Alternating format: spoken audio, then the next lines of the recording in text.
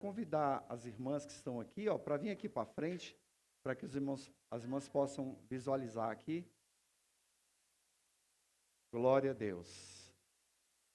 Nesta noite é uma celebração especial ao Senhor Jesus.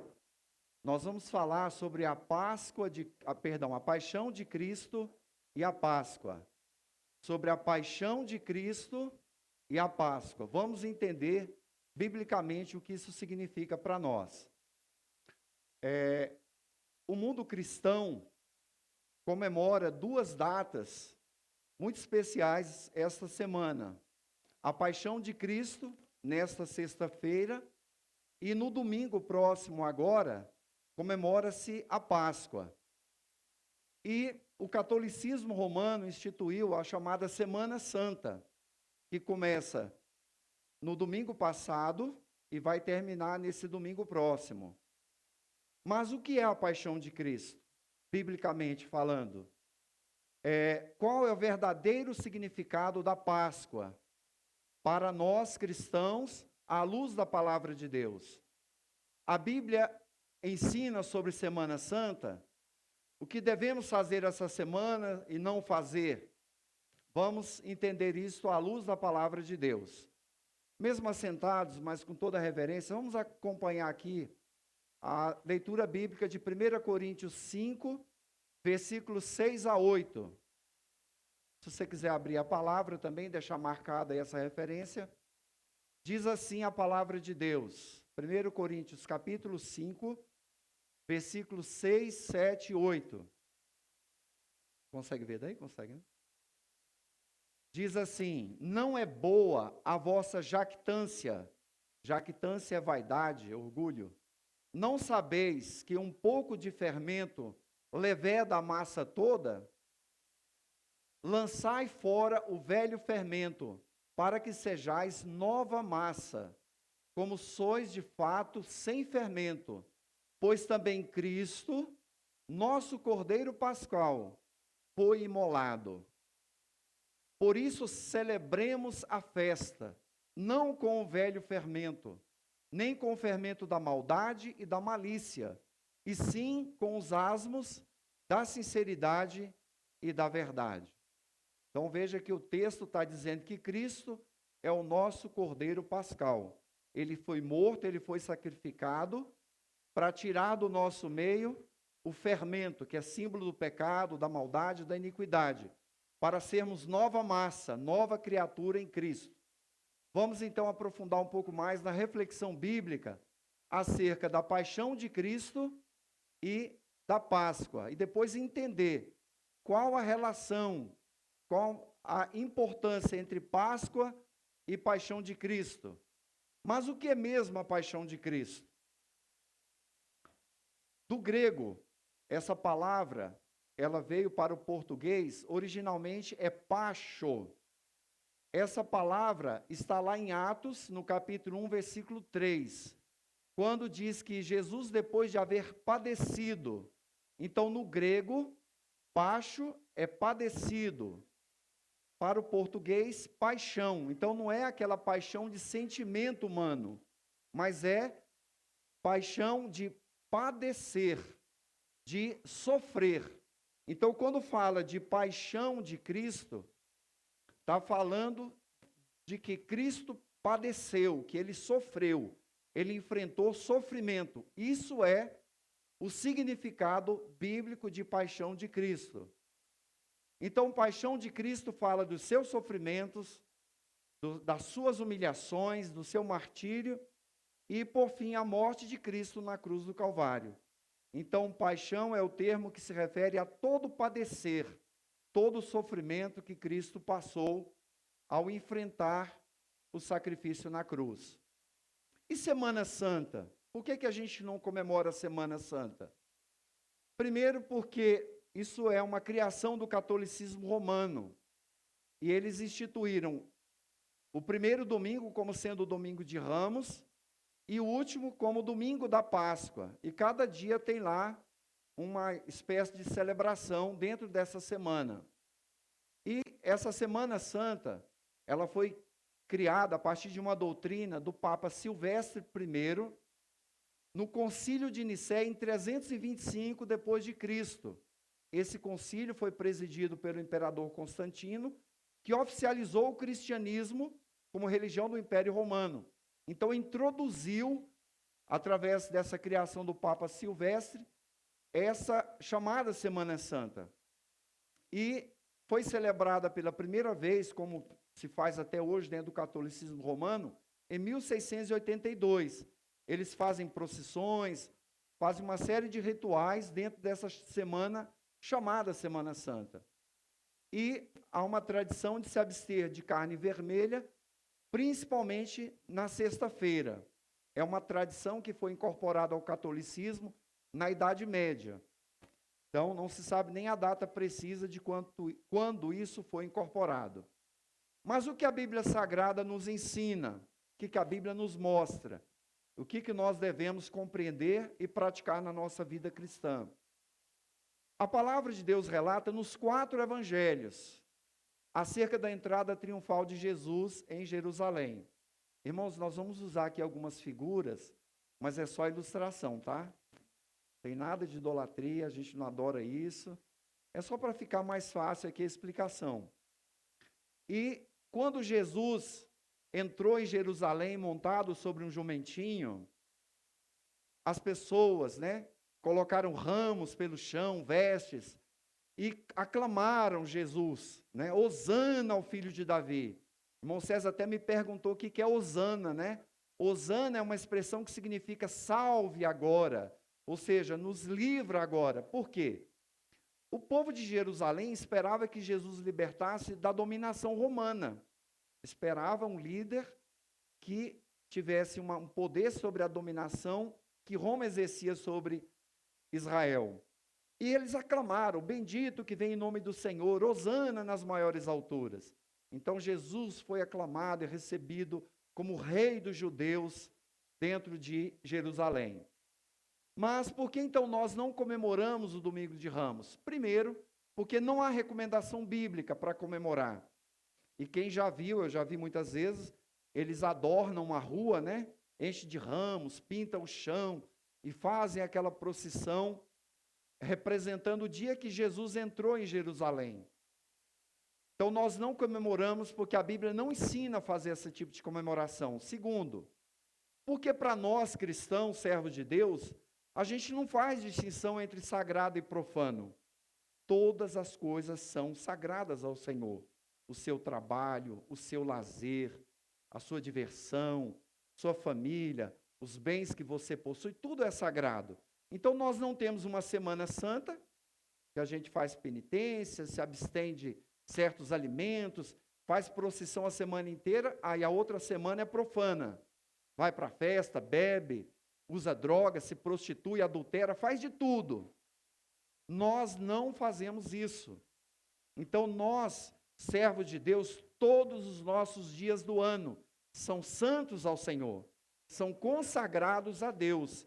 Sua vida, seus filhos, os seus bens, seu lar, tudo que você faz, tudo que nós temos e fazemos, é consagrado ao Senhor. E a entrada de Jesus em Jerusalém é apenas um cumprimento de um sinal profético lá de Zacarias 9, versículo 9, que fala, ó filha de Jerusalém, eis aí, vem o teu rei, justo e salvador, humilde, montado num jumentinho, cria de jumenta. Então, quando Jesus entra em Jerusalém, cumpre-se mais uma profecia do Antigo Testamento, entre várias outras, dentro da história do nascimento, do ministério de Jesus, da sua crucificação, dezenas de profecias se cumpriram. Essa foi mais uma. E Jesus quer ser recebido não em procissão pública. Jesus quer ser recebido como Senhor e Salvador no nosso coração. Amém, igreja? Então, esse é o maior propósito de receber Jesus. E a paixão de Cristo, nós vamos entender alguns dos sofrimentos e da crucificação do Senhor Jesus Cristo. Nós fizemos aqui uma pequena síntese do que está relatado nos 4 evangelhos. Mateus, Marcos, Lucas e João, cada um deles faz a narrativa sobre os sofrimentos que Jesus padeceu, né, a sua paixão, seu sofrimento e a sua crucificação. Cada evangelista dá alguns detalhes. Então, quando você reúne e interpreta os 4 relatos bíblicos, você traça um panorama mais detalhado do sofrimento de Cristo. Primeiro, vamos seguir a ordem cronológica. Na quinta-feira à tarde, que foi ontem, Jesus celebrou a última Páscoa com os seus discípulos. O Evangelho de João, principalmente, relata, o pastor Robert até falou outro dia, né, acho que na escola de pregadores, né, que o ministério de Jesus, nós sabemos que durou aproximadamente 3 anos, porque lá relatam 3 Páscoas que ele participou, não é isso, pastor? 3 Páscoas. Então, essa foi a última, na quinta-feira à noite. E já na celebração da Páscoa com seus discípulos, Jesus instituiu a ceia do Senhor. Então, antes da sua morte e do seu sofrimento na cruz, ele já ensinou os seus discípulos, e nós fazemos isso até hoje, relembrando a sua morte na cruz. Então, foi a primeira ceia que o Senhor Jesus participou com seus discípulos. Depois de participar, eles cantaram um hino, se não me engano, acho que é Mateus que dá esse detalhe, e depois eles seguiram para o Monte das Oliveiras. Então, veja que o louvor fazia parte do ministério de Jesus. Veja como é importante, né, irmão Lideci? Ministério de louvor. Então, mesmo naquele momento que precedia a morte de Cristo, eles cantaram, entoaram louvor ao Senhor. Jesus Cristo, certamente no seu espírito, já sabia a dor, o sofrimento, né, o castigo de todo o pecado da humanidade sendo lançado sobre ele no Calvário. Depois, existe um quadro muito famoso de Leonardo da Vinci, que ele pintou entre 3 anos aproximadamente para pintar esse quadro, de 1495 a 1498, a pedido desse duque de Milão, Ludovico Sforza. E esse quadro, ele é muito famoso. Ele é intitulado A Última Ceia. Na verdade, Jesus celebrou a última Páscoa e a primeira ceia. Então, esse quadro deveria se chamar ou a última Páscoa ou a primeira ceia. Então, existe nele uma impropriedade teológica. Jesus celebrou a última Páscoa com seus discípulos e a primeira. Por quê? Ele prometeu que nós vamos participar da próxima ceia, onde? Nas bodas do Cordeiro de Deus, lá na glória do Pai, lá no reino dos céus. Lá vai ser a próxima ceia que Jesus vai participar presencialmente conosco, porque nós já participamos e em espírito o Senhor está conosco aqui quando celebramos a ceia. Mas vamos em frente. Então, depois que ele foi para o Monte das Oliveiras, num dos lados do Monte das Oliveiras, tinha um jardim chamado do Getsêmani. E Jesus vai para esse local. E lá ele ora em agonia, pedindo ao Pai que, se pudesse, passasse dele aquele sofrimento, aquele cálice, mas que fizesse a vontade do Pai e não a dele. Chama os seus discípulos para orar, para vigiar com ele, para dividir aquele momento de luta. Quando Jesus se afasta, volta, por 3 vezes encontra os discípulos dormindo. O que Jesus fala para eles? Vigiai e orai para que não entreis em tentação. O espírito está pronto, mas na verdade a carne é fraca. Eles não se prepararam, porque no momento em que Jesus foi preso, todos eles fugiram.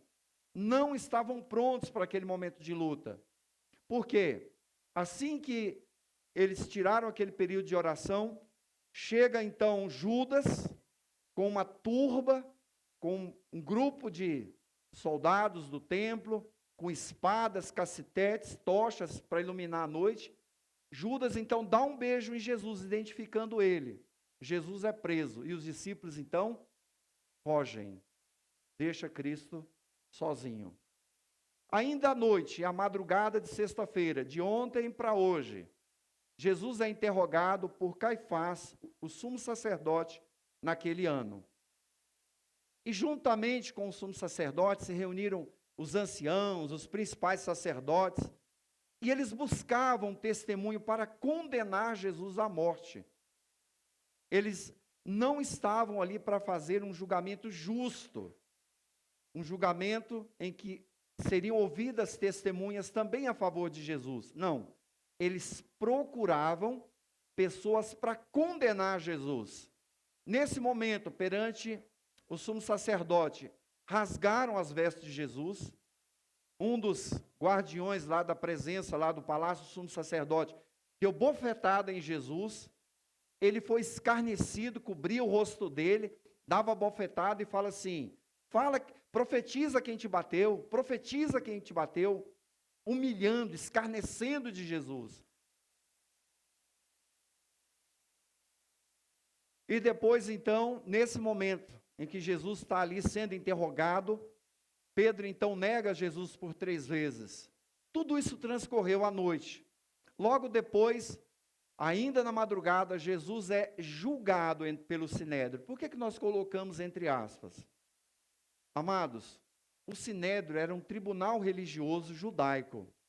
E ele tinha leis, regras, normas. Não se fazia um julgamento à noite. E Jesus foi julgado à noite. E a palavra de Deus fala que tanto os sacerdotes, quanto os anciãos e os escribas, e todo o sinédrio, eles entraram em conselho contra Jesus, para matar Jesus. Então era um tribunal já com juízes comprometidos, buscando falsas testemunhas, e eles tiveram muita dificuldade, porque a Bíblia relata que as testemunhas que eles ouviram, elas não entravam em consenso. Cada um acusava Jesus de alguma coisa.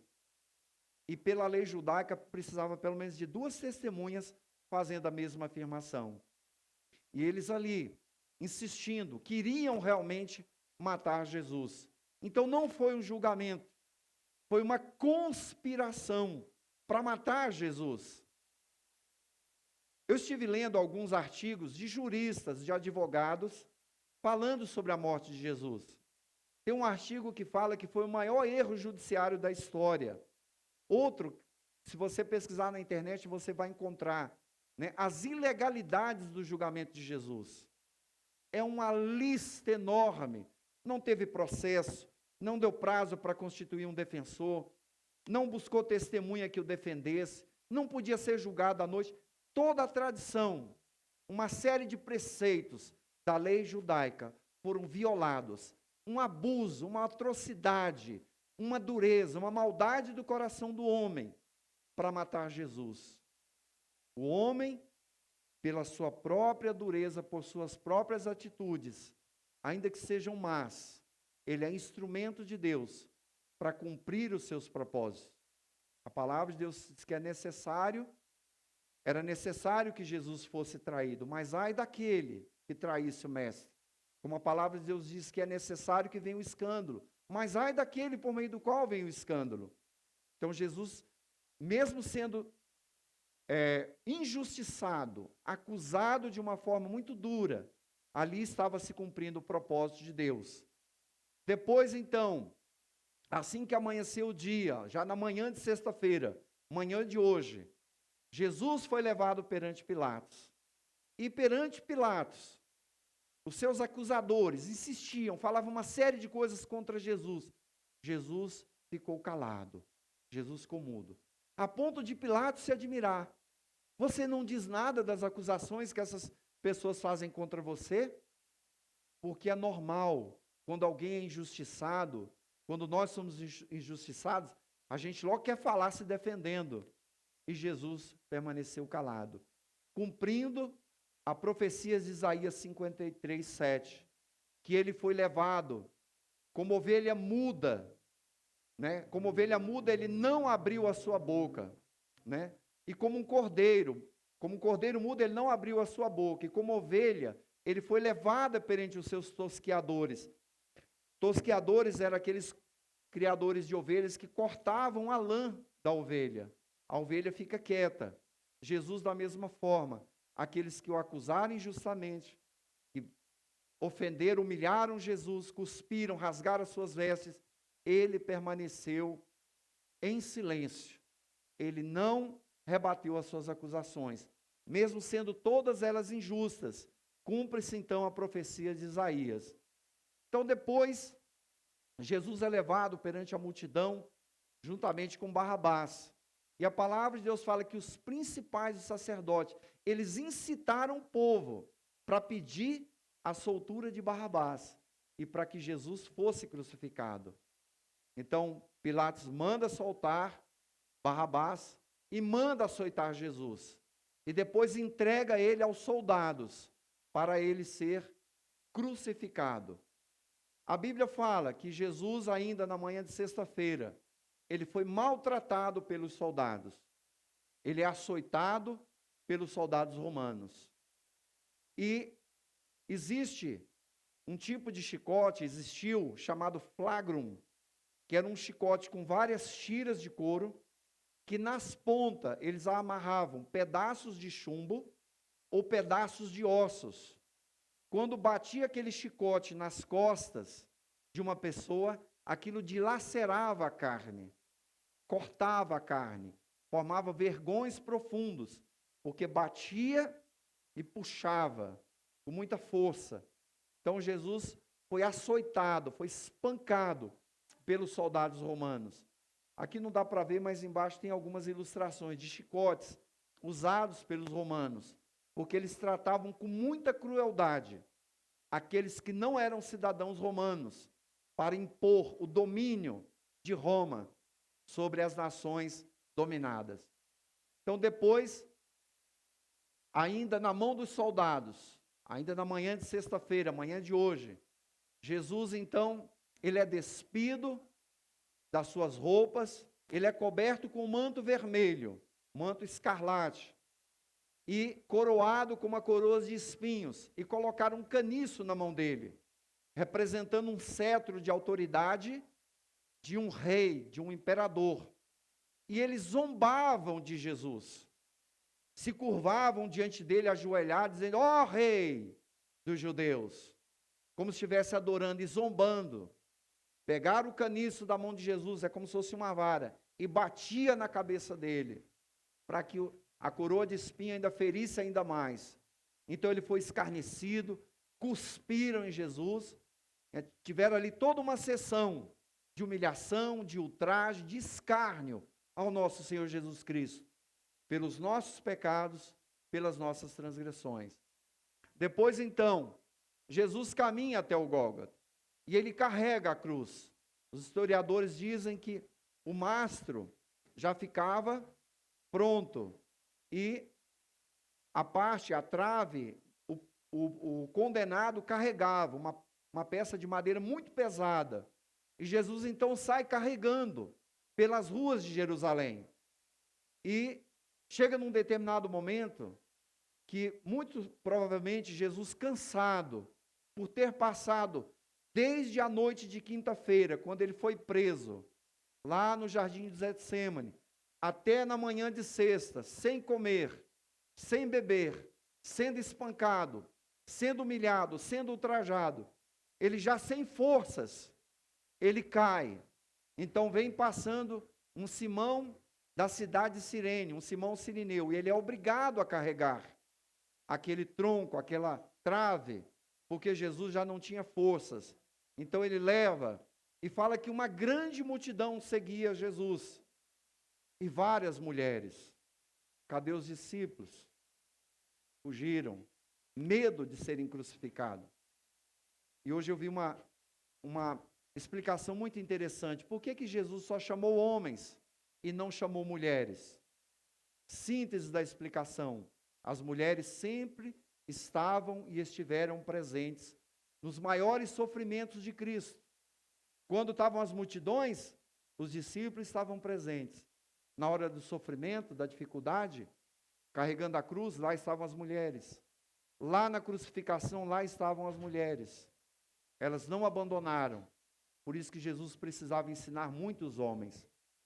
Então, seguido por uma grande multidão, Jesus então leva aquele prezado tronco até o Calvário. O lugar exato da crucificação ninguém sabe. Há divergência entre os historiadores, não existe um relato preciso. E existe lá em Jerusalém, nós tivemos a oportunidade de ver, existe uma encosta, essa é a fotografia da encosta. Eu coloquei aqui esses dois desenhos amarelos para vocês verem que existem dois buracos e uma peça na rocha que você olha, parece uma caveira. Conseguiram perceber? Então, quando você olha de frente, parece uma caveira. Então, muito provavelmente, Jesus foi crucificado aqui, porque aqui está fora da cidade, aproximadamente 800 metros da parte antiga de Jerusalém. Então, esse muito provavelmente é o Gólgota, também chamado Calvário, que significa lugar da caveira. Por isso que muitos historiadores e arqueólogos acreditam que foi nesse monte aqui, no Gólgota, lugar da caveira. Então, Jesus, então, é crucificado na manhã de sexta-feira. E a palavra de Deus diz em Marcos 15, 25, que Jesus foi crucificado à hora terceira, 9 horas da manhã, porque a hora primeira era 6 às 7, 7 às 8, 8 às 9, a terceira hora, 9 da manhã.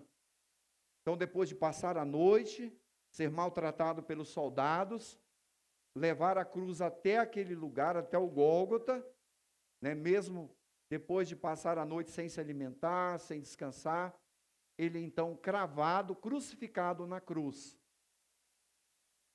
E durante a manhã e tarde de sexta-feira, Jesus então enfrenta a dura agonia na cruz do Calvário. Desde 9 da manhã, Jesus ali sofrendo, dependurado.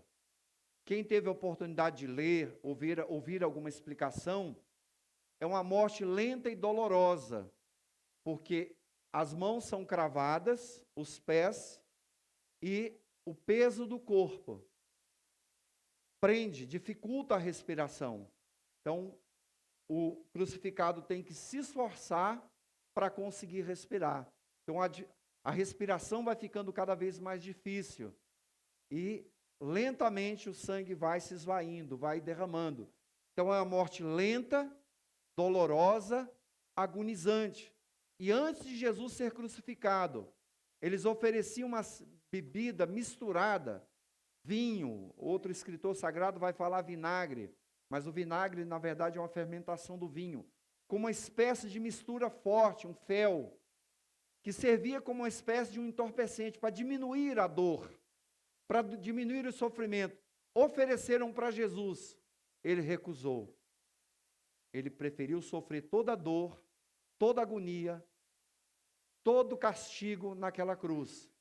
Então, da hora sexta à hora nona, de meio-dia às 3 da tarde, houve trevas sobre toda a terra. Quando então os homens reconhecem que verdadeiramente é aquele o Filho de Deus.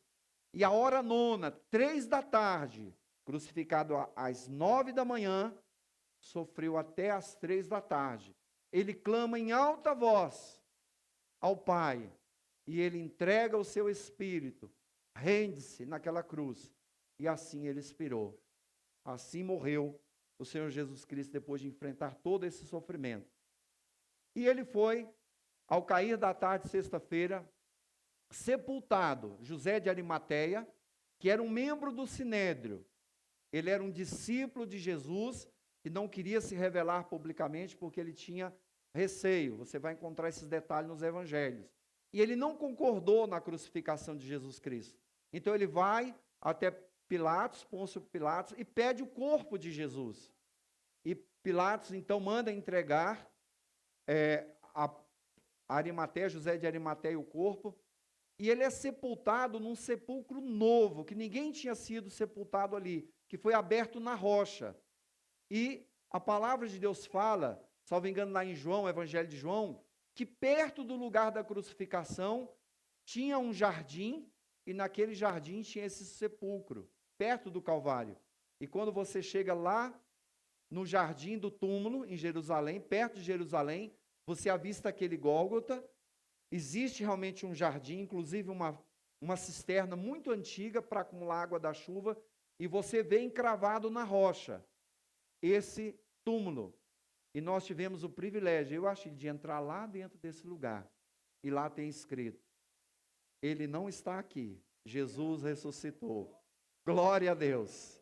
Jesus ressuscitou, igreja. Glória a Deus.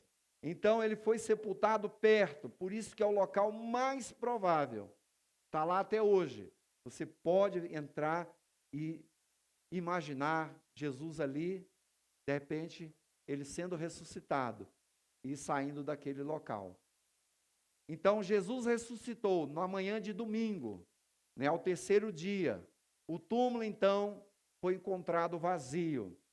Amados, essa é uma síntese da paixão de Cristo.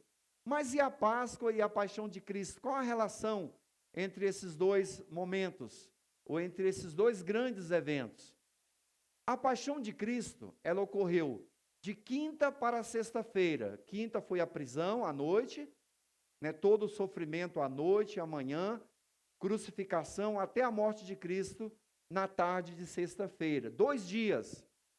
Coincidentemente, a Páscoa também era comemorada por 2 dias, na quinta e na sexta-feira, porque já na sexta-feira, como nós até pregamos quando falamos aqui de Jesus Cristo, né, aos 12 anos lá na celebração da Páscoa, porque já na sexta-feira começava a festa dos pães asmos, pães sem fermento. Por 7 dias, Israel deveria comer pão sem fermento, sem a levedura, porque o fermento era símbolo do pecado, da maldade, da iniquidade. E a paixão de Cristo e a Páscoa, elas aconteceram na mesma ocasião, quinta e sexta-feira. Então Jesus foi sacrificado na Páscoa. Na festa da Páscoa ocorreu a paixão de Cristo. Esses 2 grandes eventos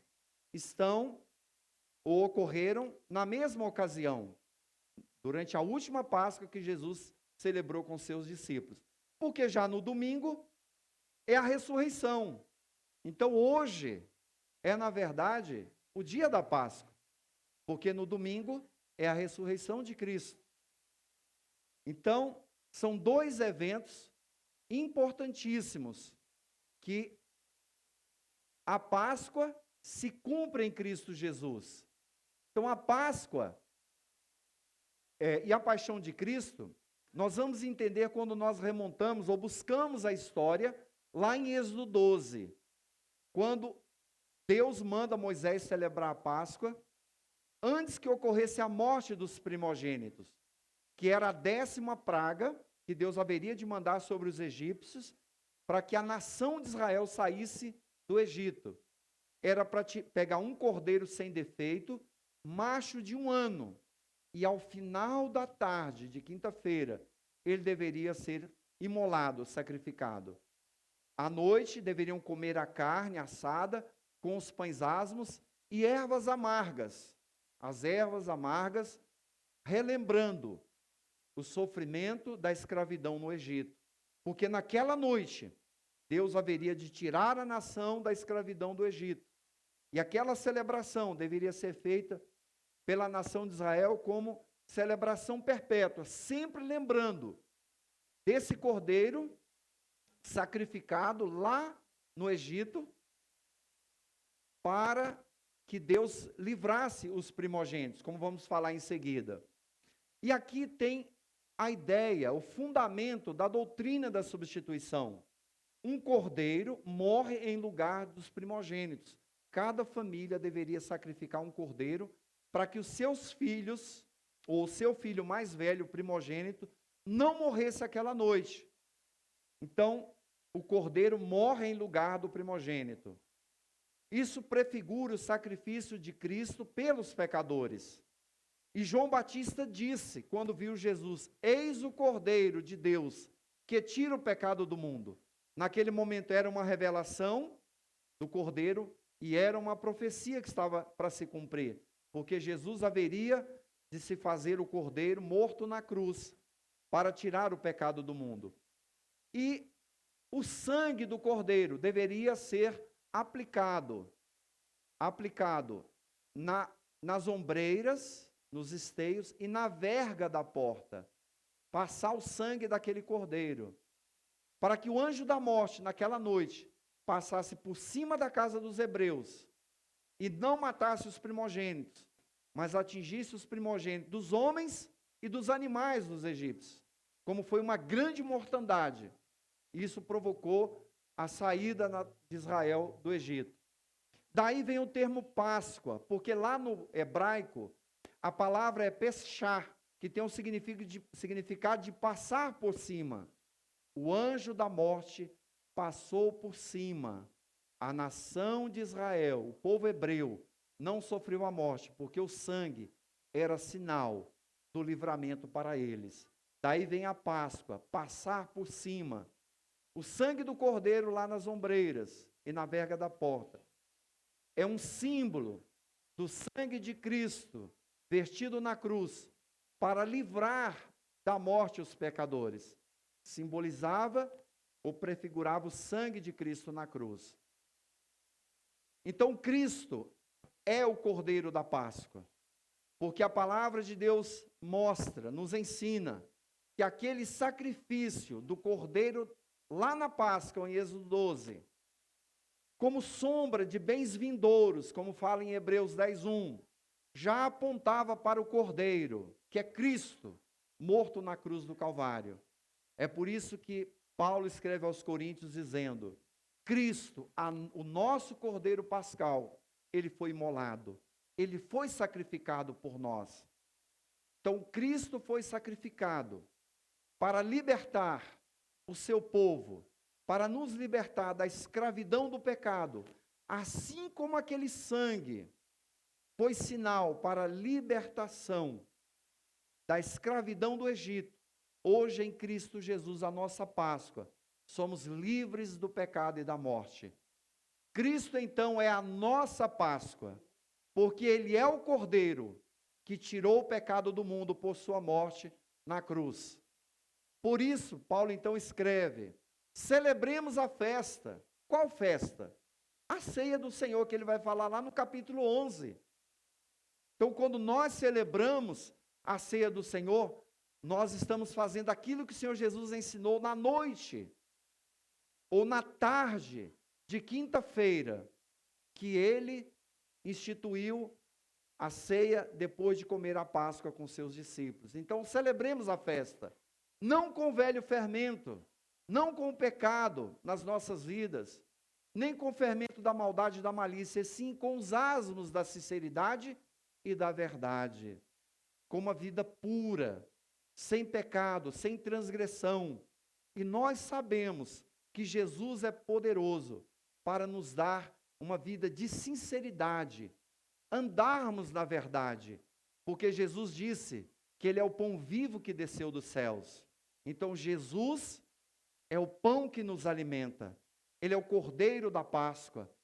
Cristo é o pão sem fermento, para que nós sejamos uma nova massa, nova criatura, sem pecado na nossa vida. O que nós devemos tirar na semana, ou nessa semana, é deixar de comer carne? Você pode até fazer um período de jejum. É fazer alguma penitência? Não. É comer os asmos da sinceridade. É estar em Cristo e a verdade em nós, nos alimentando com o pão vivo que desceu dos céus. Amados, Cristo é a nossa Páscoa. Que Deus abençoe a sua igreja. Glória a Deus. Aleluia. Cristo é a nossa Páscoa. Vamos ficar de pé, vamos orar agradecendo a Deus. Deixa naquela tela do